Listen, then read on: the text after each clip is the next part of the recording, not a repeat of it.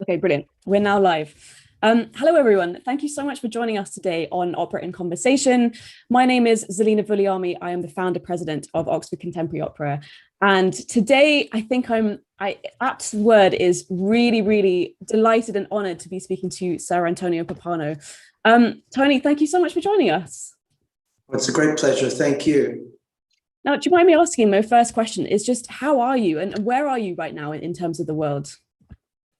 Well, I'm in Berlin at the moment, and believe it or not, I'm rehearsing Puccini's The Girl of the Golden West, and it's a new production. And I've been rehearsing almost 4 weeks. I just started with the orchestra a few days ago, but the staging rehearsals have been going on for quite some time. And it's a situation where everybody who's involved, and this is quite a few soloists and the male chorus, are all tested every day so that it's not a distanced performance. It's going to be totally natural. Now we're still waiting to hear if indeed, except for the first streaming performance, if we can have an audience. It looks positive, and the idea is to do 6 performances with audience, albeit reduced, but let's really hope and pray that it does happen, because I think this is going to be a very good show.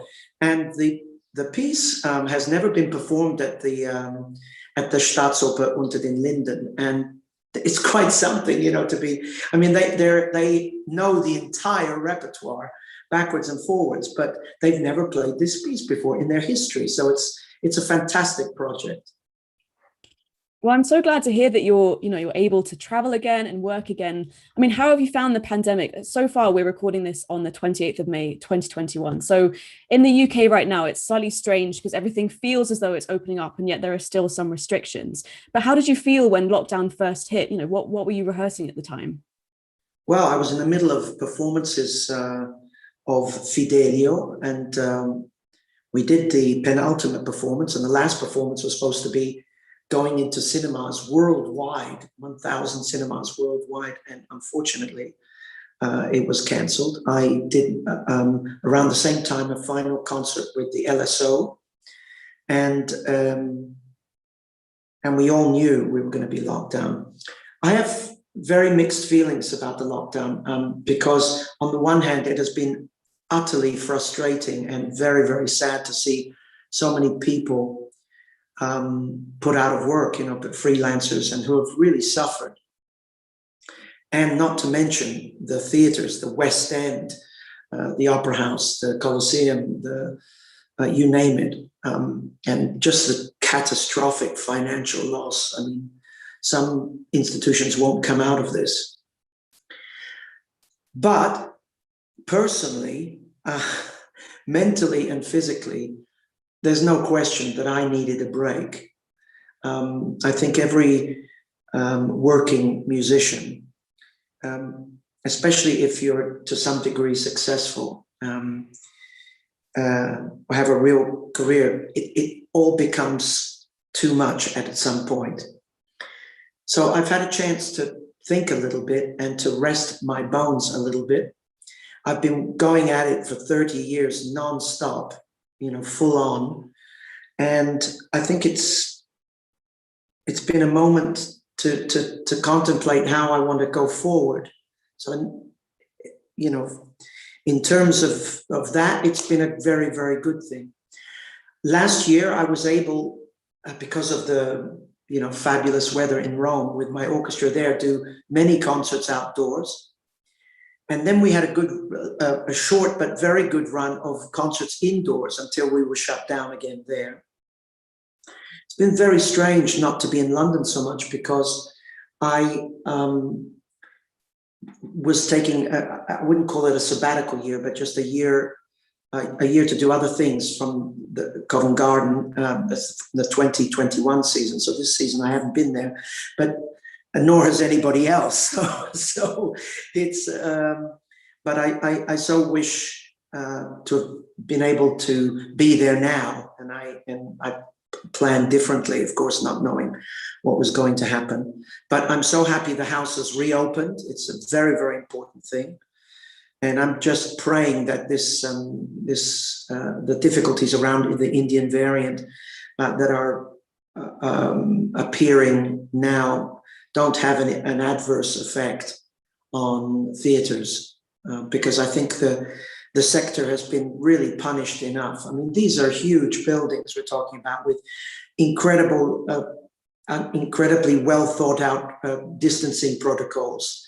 And, I feel it terribly unfair, that a pub is full of people or an airplane is full of people and, the Royal Opera House, has to be empty. At the moment, it isn't. I'm very grateful for that.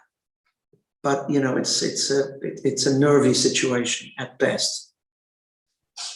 Yeah, definitely. And I think we've heard that from so many people. And obviously I share your deep sorrow that so many freelancers have not been able to work.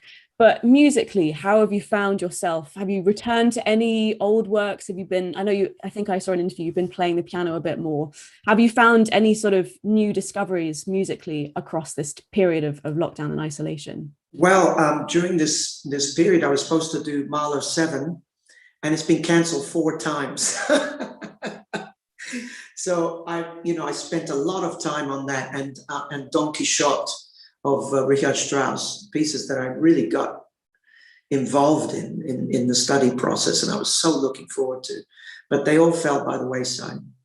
To come back to The Girl of the Golden West, a piece which I've already conducted twice at the Royal Opera House, is just a gift for a conductor, because it is so symphonic in the orchestral treatment, but it's also a piece which has very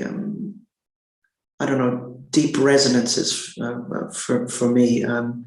The production at Covent Garden was iconic, and I worked then with the director Piero Fagioni, and I learned so much about Italian opera from him, and how his love for this piece and how he staged it, and no detail was insignificant enough for him not to lavish time on it. So I'm really happy right now. I've been listening to music of Carl Philipp Emanuel Bach, his symphonies, and I've been able to perform one. I've thought about different ways of programming, because during the lockdown, whatever programming we could do had to be really for smaller forces. So, for instance, in Rome, I programmed brass playing Gabrielli in the balconies and up above the hall, and then some Vivaldi, and then some Stravinsky, the Pulcinella, and then a Mozart piano concerto, and stuff like that. And working with smaller forces is fascinating, because everyone who is participating, their musical antennae go into overdrive. Speaking about musical antennae, it's been very interesting when you are, performing during this pandemic period. The orchestras have been distanced. The musicians have been distanced from each other. In other words, no 2 violins on a stand. They have separate stands, and they sit, a meter and a half away from each other, and the winds are more than that. So it offers considerable challenges, but it's also been revelatory in the fact that the strings have more space to bow, and the sounds. Even when I go to a big orchestra, the sounds that have come out from just 12 first violins is amazing. So it sort of sonically, and in terms of timbres and color and all that, that's been, it's been very, very interesting to see how the acoustics and distance affect everything, and how we adapt to it. What's amazing is how quickly musicians, conductors adapt, because they have to. That's the only game in town, and that's it. And so and I think it's shown that we're really adaptable creatures and resilient.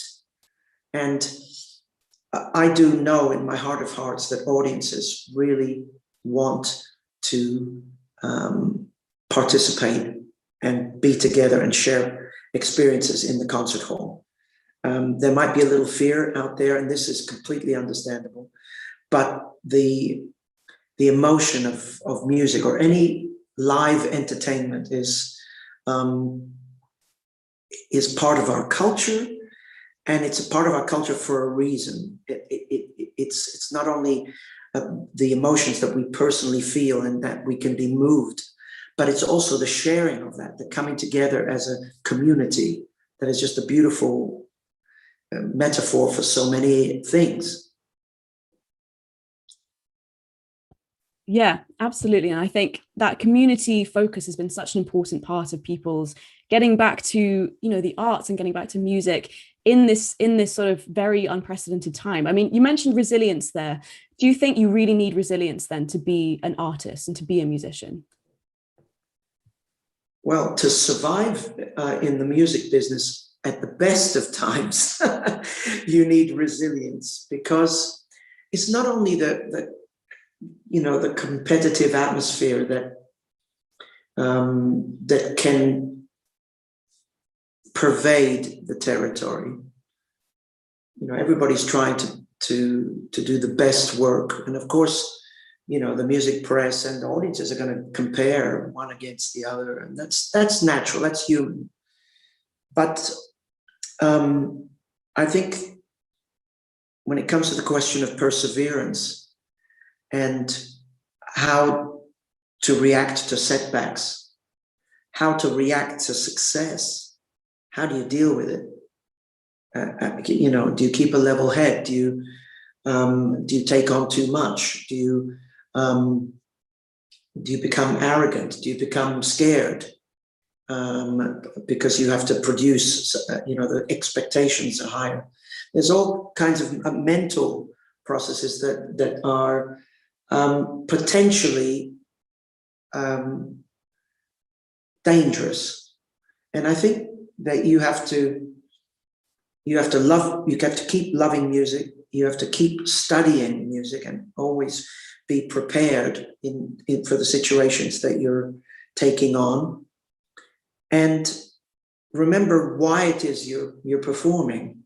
You're performing to bring life to something that is just a piece of paper. It's just a piece of music, and then audiences are going to listen. And what do you have to say? And what does the music have to say? What can you decipher from the score? And so on one hand, you're challenging yourself, and which is already tough. Can you meet the challenge? But you have a precise goal, and that's beautiful. It's when you're aimless that I think it's more difficult. And of course, you've been the music director of the Royal Opera House for nearly 20 years now. And it was recently announced that you'd be taking up the position of Chief Conductor of the London Symphony Orchestra. Huge congratulations, by the way. I wanted to ask, how are you preparing for that change, both mentally and physically, after being at somewhere for so long? Well, I don't know really, because the position, the other long position that I held was in Brussels at the Théâtre Monnaie, and I was there for 10 years. And it was difficult leaving because I invested everything there, and I loved the people I worked with. And but I managed it. I thought, one has to be gracious. Especially because you've got somebody else coming in, and you want to make it easy for the other person to come in, not difficult. So that's one aspect. The other aspect is that I will continue to do opera, and I will continue to work at the Royal Opera House. I've signed on to do a new production of The Ring, so that's going to keep me in the building. And I think that that kind of relationship over 20 years, you really just don't throw away. I don't exactly know if not conducting opera, like 4 or 5 operas a year like I do now, how that will work on me. I don't know. Around opera, there's a lot of administration and a lot of difficulty with singers and booking singers and getting the right director and getting, all those really sort of daunting decisions that you have to make. I don't think I'm missing that so much. And, I think as you go on in your musical life, you need to be challenged in a different way. Not that I'm not challenged at the Royal Opera House all the time with every new piece, but a different challenge, just to breathe different air, just to, be on the other side of town. I think what's important is that London is going to stay my home. And I think London is a world center for culture of every kind. And so I want to be a part of that. Mm. And why is it that you've stayed in London for so long? I mean, you just said it's a cultural hub, but do you have any fears about that maybe changing? I know that lots of people worry about the advent of Brexit and obviously the after effects of the pandemic. What is it about London that you still really want to work there and you still want to live there? Well, look, I like my flat. My wife is happy in London, and that speaks volumes. But I've been happy working where I've been working. There's no other opera house that I can imagine working in as a music director. I have a situation at the Royal Opera House which has kept me there 20 years. And when it ain't broke, don't fix it, And I think now there's been all kinds of challenges. The pandemic we know about, but Brexit too, which is certainly going to make some difficulties for artists traveling. And, we're negotiating to facilitate all that and not to have any disruption, but it's not easy.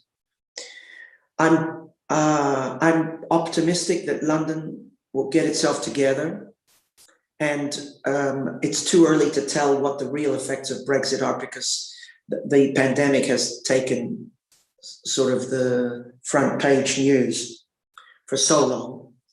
So when this nightmare is mostly over, we'll start to realize what the real challenges are going forward. And London has to stay proud and has to fight on. But I do hope that the cultural sector will not be punished. The cultural sector brings in a lot of money to London. So just from a purely business point of view, it's a stupid move to sort of put us on the side, or to marginalize us. We are funded. The Royal Opera House is funded by government money, but it's hovering around 20%, and that number is not going higher. If anything, lower. When you compare that to the 75, 80, 85% that like Paris, Vienna, Berlin, places like that, Munich, are getting, well, then there's a huge difference. So I'm bullish about London, but I don't want to be pushed around, by what I feel is Neanderthal thought vis-a-vis the cultural sector. And I don't mean only classical music here. Well, as a fellow Londoner, born and raised, I'm really glad to hear that you champion our incredible city. Now, this conversation series is mainly about opera, and we've had an amazing roster of guests all talking about opera. So I just wanted to ask you, what is it about opera? Is there something particular about opera that you've just clearly fallen in love with and continue to return to for so many years? Is there a particular quality, or what is it? Well, I think the intensity of opera is something unique. I mean, I see it as that speech is not enough. It has to go into singing somehow. And that's where it starts.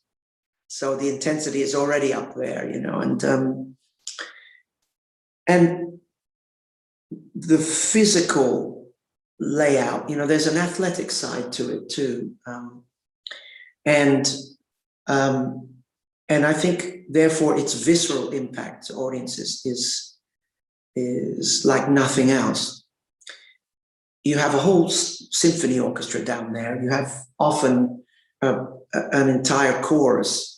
So it's a very richly laden art form, which comprises many facets. You have lights, design, often dance, you have singing, you have orchestral playing, you have theater, and you have and the combination of all this and the costumes and all this stuff, it's dense, and I think you really get your money's worth.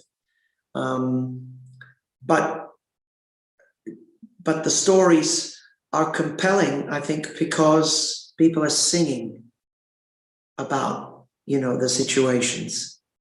And I know it is preposterous in a way when if you become intellectual about it, and you think, you know, why are they singing? You know, but music does have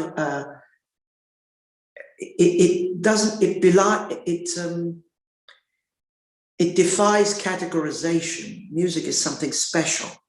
It's something that speaks to the heart, it speaks to the mind, it speaks to our stomachs even, you know, and therefore I think opera is a great thing, and to see also the new talent come up. This is also part of it, you know. It's constantly renewing itself. Opera obviously gets criticized for being, you know, like a museum, in that, you know, the same old piece is getting churned out over and over again. Well, that is to a certain extent true. Of course, new casts, new stagings will hopefully, the remit is to keep the repertoire fresh, and of course, new pieces. But you know, there's nothing wrong in a public that likes the standards.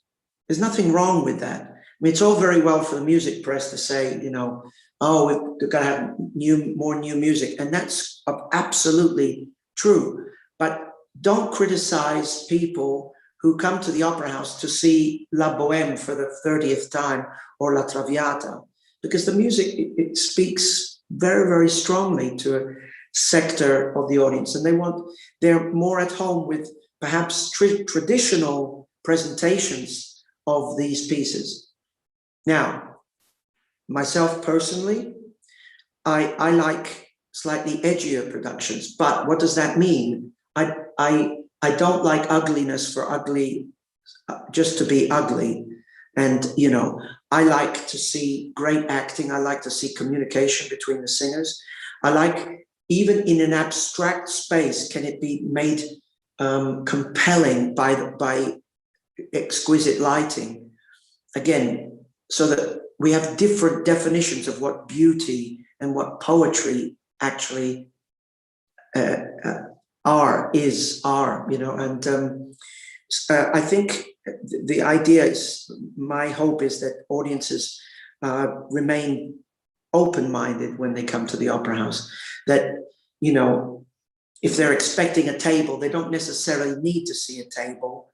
You know, it can be something can be defined in a different way, or we can, you know, the table doesn't have to be part of the equation, or, you know, or the castle, or do you know what I mean? Abstraction, though, so I want to cover all the bases. Abstraction can be dangerous if it's not telling the story properly. So that's where I have, you know, I put up the, you know, I think stories have to be told compellingly, clearly, not necessarily traditionally, but that the audience goes home having been made to understand something profound, or at least incredibly well done and incredibly entertaining.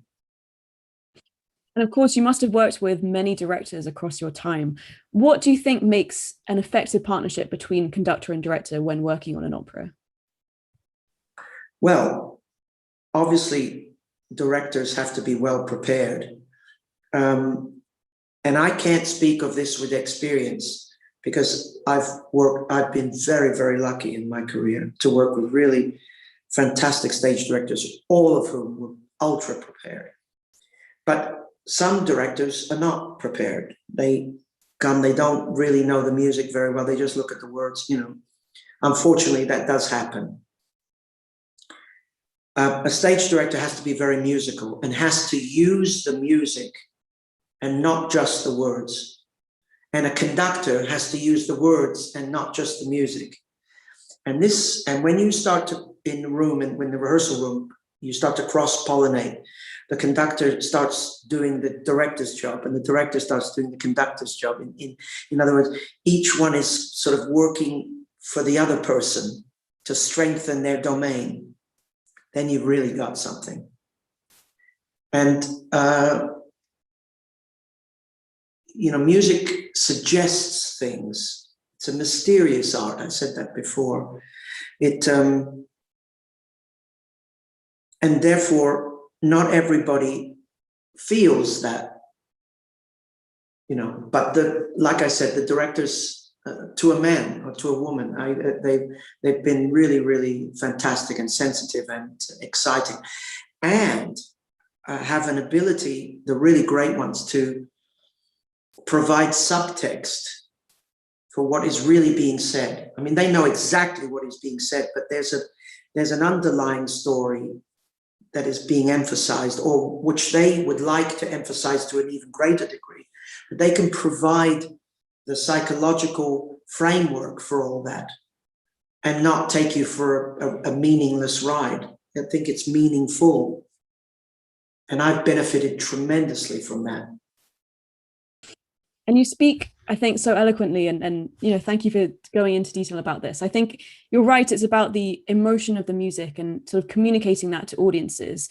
And yet, particularly, I think in the UK, sometimes there is this conception of opera not being accessible to audiences and not being, essentially being elitist. I mean, do you think that's true? And if so, do you think there is a particular way that we can tackle that? Look, if you can't get into the opera house, if you're looking for a ticket on the night of, let's say, La Traviata or La Bohème, it's because you booked too late.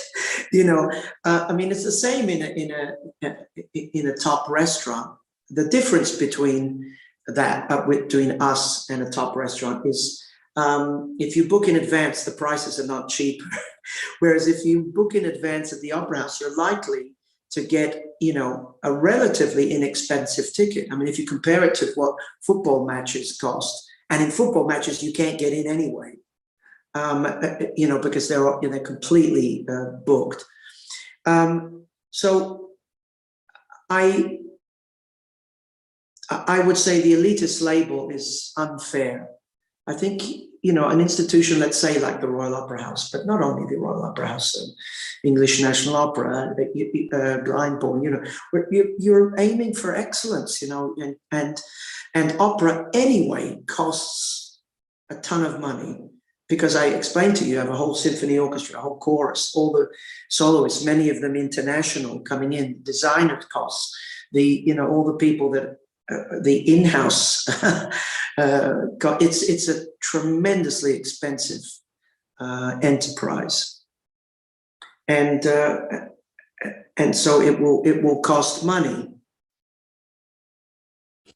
Certainly, and I think people often don't realize just how much it costs. But I think I see in the future there potentially being a reduction in costs, I think, particularly in new kinds of productions. So I actually went to see Current Rising the other day, which is a new virtual reality opera at the Royal Opera House in the Linbury Theatre. And it's about 20 minutes and you walk in, you have a headset and you look around, and it was an incredible experience. Do you think we're going to be seeing new kinds of productions like this in the future? Or do you think we'll go back to the sort of traditional staging that we've always had in the past? No, there's no going back totally. I think there's some going back, because I don't think the operatic model is something to be thrown away. But if we've learned anything during this pandemic period, if we've learned to think outside the box, so to speak, well, then bring it on. Fantastic. I mean, enhancement of the art form is most welcome. I'm so glad to hear you say that. Now, let's talk a bit about conducting. I mean, obviously, when it comes to conducting an opera, that must be a mammoth task, because you not only have to learn the music and work with the singers, but as you said, collaborate with the director. Is there a particular way that you learn an opera for the first time? I mean, how do you go about doing that? Well, I'll probably play through the opera on the piano a couple of times. And the more complicated the opera, the more time I will try to, just to learn the harmonies in particular. So to figure out where this is going, where this is leading. I tend to read the libretto without looking at the music. I like to do that. And if that's in either Italian, French, or German, or English, then that's no problem. It gives me great pleasure and joy, and I can be quite fluid. I mean, about doing that. If I'm conducting a Russian opera, which I don't do too often because I don't speak Russian, then it's a whole other ballgame. Then I have to have in my score the transliteration, the translation, and I write in big above, the general thoughts of the page, general feelings of the page, so that's more difficult.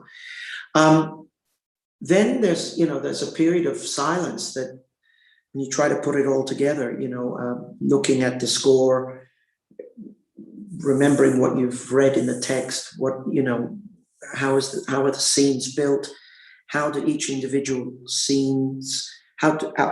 individual scenes fit into the greater structure, which is the act.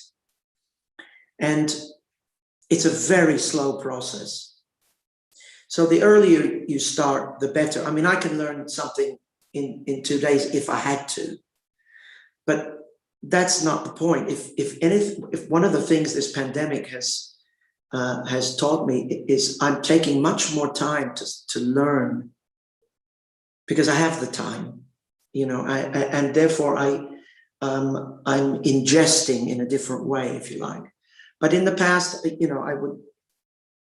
I would spend this time in silence. It would go it takes a long time, but it's relatively quickly.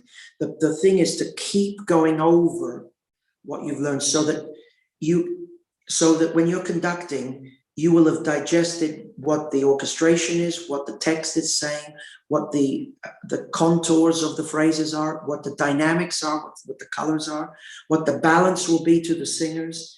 So that when I'm flowing, conducting along, I've taken the journey in each of those categories. But that needs time, obviously, because I don't think it's enough to just sort of superficially beat time and, the orchestra, if it's a good orchestra, will sound great, I believe that you can get deeper and more meaningful results if you're aware of all the different things that need to come together to create music and music theatre, of course.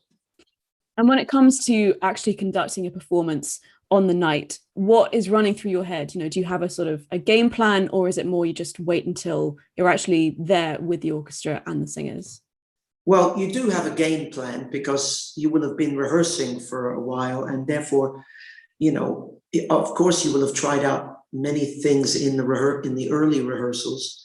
But as you get to the final rehearsals, something has to gel. So you've got a structure. Now, what can happen is that depending on who the singers are, for instance, they can often change in performance. Something different comes over them. And that can be a very positive thing. It can also be a tricky thing because they become maybe unpredictable.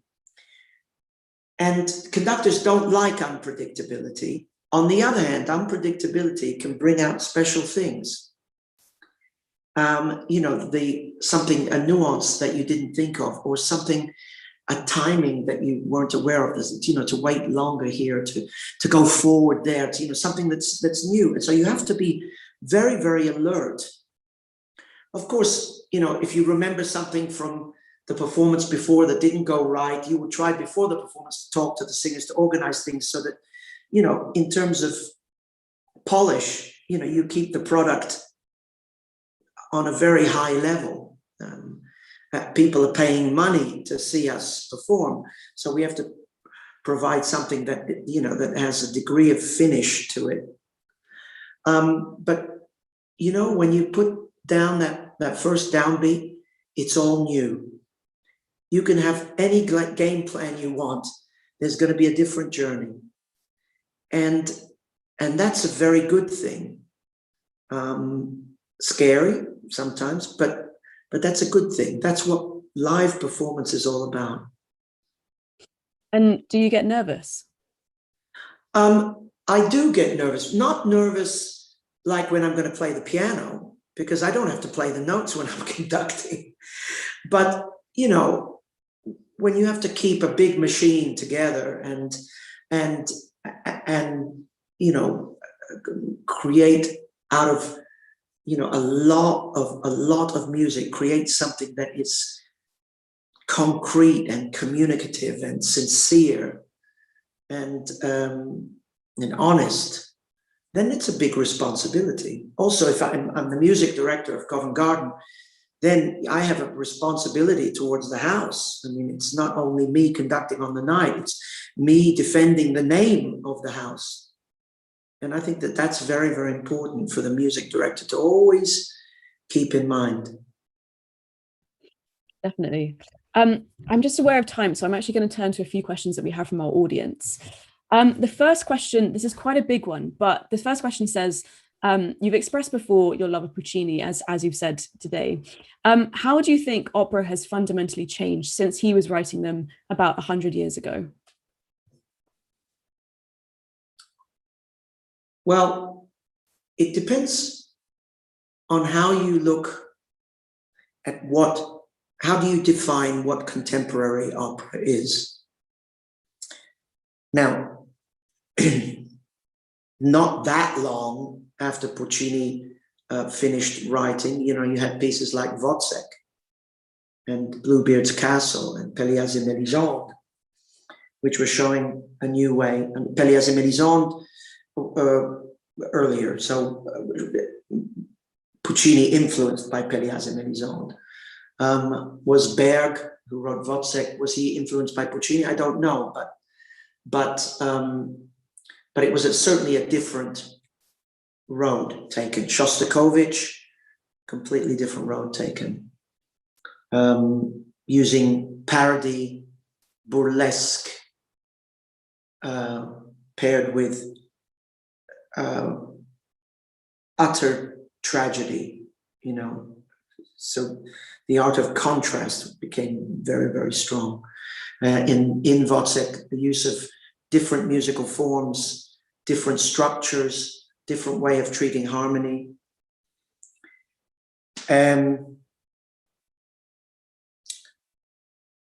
Contemporary opera today, how do you choose a subject? Do you choose a great novel or a great play, Shakespeare play, and you write contemporary music to it? You can, and it's been done, and with to some degree of success also. Do you use mythology, like the Minotaur of Harrison Birtwistle? And therefore, what are the preoccupations? How do you put over this primeval atmosphere, this far-off land, these legends, How do you write for a character that is half bull, half man? You see what I'm doing? The subject will take you into different spheres. And of course, I think contemporary opera, real contemporary opera, uses a contemporary subject. You know, uses a subject of today, for instance, Anna Nicole of Mark Anthony Turnage, you know, a subject about a girl who, with copious enhancements and incredible chutzpah, you know, sort of conquered the reality TV world and had her 15 minutes of fame, and her life ended tragically, terribly, but it was something of today, something that was in the newspaper, something that was on the TV. So I think it's through the subject matter that composers write operas different from Puccini. You know, Puccini was visionary in that what he needed to do was create or use exotic lands, the far west, Japan, ancient China, you know, and okay, yes, Giannischicchi and Turandot, excuse me, and Tosca take place in Italy, but a lot of his operas, you know, you have La Rondine and La Bohème take place in France, and Il Tabarro also. So this Puccini's need to create the new by getting away from history and finding new stories, exotic lands, which means that he would have to create a new musical language. Very intelligent and astute way of creating novelty for himself and challenging himself, you know, in the meantime. I'm glad to hear that your love for Puccini still persists. I would actually add a question to that, which is, how have you found as a conductor working with living composers and obviously librettists on projects like Anna Nicole? Well, it's been absolutely fantastic. All the new operas that I've conducted over the last 30 odd years, each one of them has been fulfilling to me on a musical level, on a theatrical level, and certainly on a personal level. I mean, to have Harry Birtwistle sit next to you at every piano rehearsal, so that you can refer to him, or he's, you know, he'll mumble, you know, a few words of either encouragement or we need to do something different there, you know, that kind of, you know, where that's a gift.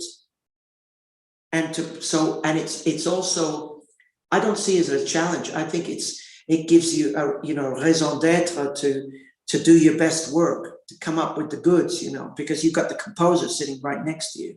And it's been that way every single time for me.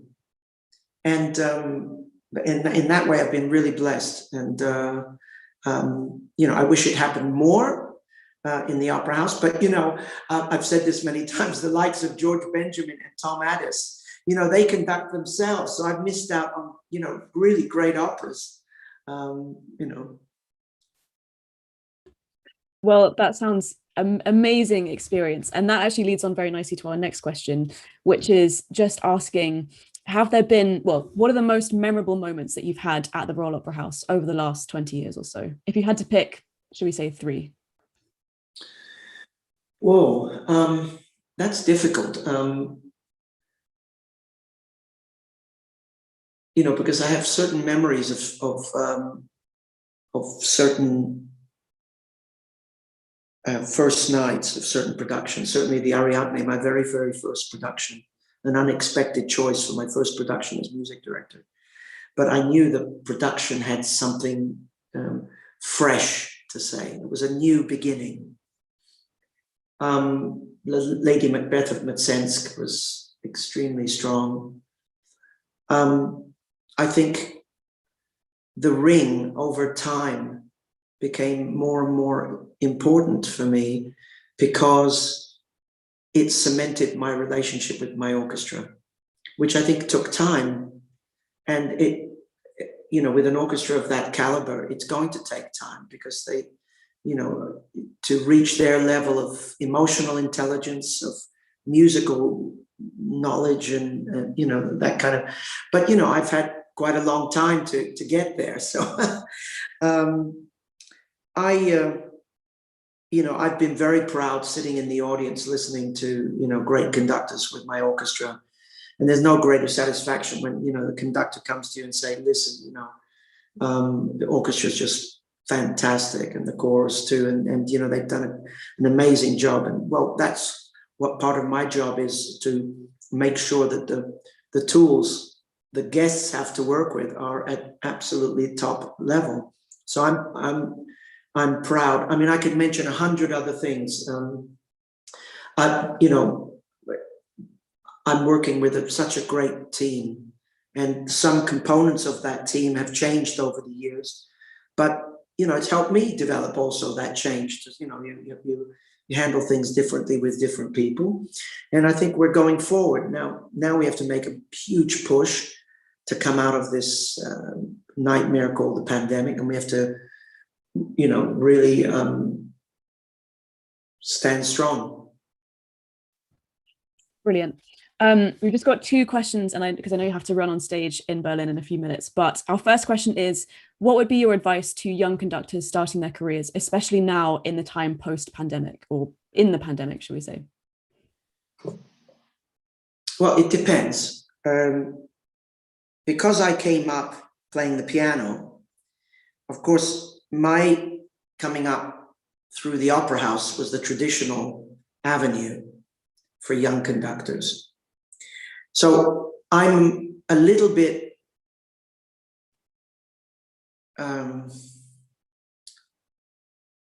shall we say, I'm maybe not the greatest person for advice if you're not a pianist. On the other hand, I can say that figure out how to study, figure out how to really read a score, and you know, and also go to rehearsals, even of other people's rehearsals, even people you don't respect, because you'll learn something. Bring a score, see what works, what doesn't work, and figure out why it works and why it doesn't work.